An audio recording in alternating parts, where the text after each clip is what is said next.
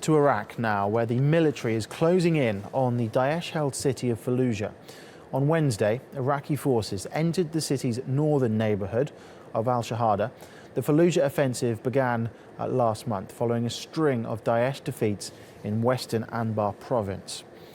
Well, Nicole Johnston is following the details from northern Iraq and joins us now. Nicole, the Fallujah offensive, it continues then, but it's not necessarily great news for civilians, with the UN revising its estimates of how many people are trapped by the fighting. What can you tell us? That's right. Initially, the United Nations believed there were 50,000 people inside Fallujah, unable to get out, under siege. And late yesterday, they said that they believe the number is actually closer to 90,000 people. The city has been under siege for some 6 months now. Reports that people are having to scavenge for food just to survive. We've seen over the last few days really harrowing pictures of people trying to cross the Euphrates River to get out. Reports that people have been shot by Daesh as they've tried to leave the city. The Iraqi army says that they're working not only above ground but underground as well. They say that there is a complex of tunnels underneath Fallujah, as well as snipers positioned around the city. And the situation isn't much better for people outside Fallujah.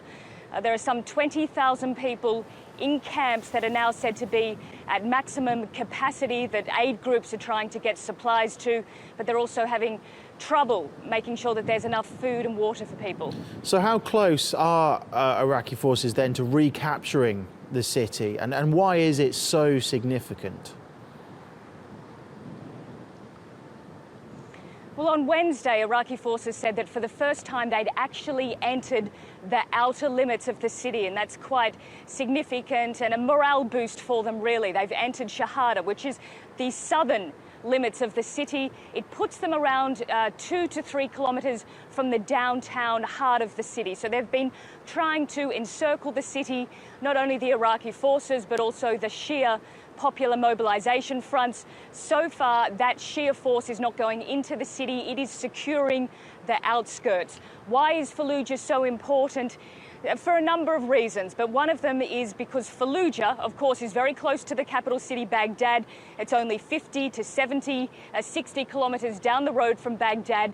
And Fallujah has always been the centre of resistance against government forces. Long before Daesh arrived, it was the centre for al-Qaeda. So it's very important to the Iraqi state that they can get this city back under control. Meanwhile, in the north of the country, there's been another military build-up. This time against Daesh to try and recapture Mosul, but that's been underway for 6 weeks. What is the latest there? That's right. There's essentially 2 campaign fronts at the moment. You've got Fallujah, and then in the north, you've got Mosul. Mosul's been underway for about 5 to 6 weeks now. It's stopped, it's started, it's been delayed for various reasons, but it is still underway.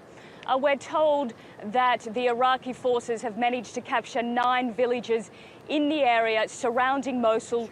They haven't entered into the city at this stage, but this week, just in the last few days, there has been a large arrival, a convoy of military equipment from Baghdad, Humvees, armoured vehicles and tanks. So it seems that a build-up is ongoing to try and eventually move closer into the city. The Peshmerga forces in northern Iraq are involved as well, but they are not pushing forwards. At this stage, they're holding their own front line against ISIS, against Daesh, and we have the Iraqi army trying to get closer to the Tigris River to surround Mosul. Once it's surrounded, they're around 4 to 5 kilometres from it at this stage, but once it's surrounded, they say that they will be in a much stronger position to get into Mosul. But Mosul is incredibly difficult to hold. It's a city of 2 million people. It's Iraq's second largest city. It's going to be a big task for the Iraqi army, backed by Peshmerga forces and Sunni militias, to try and take Mosul from Daesh. OK, Nicole, thank you very much.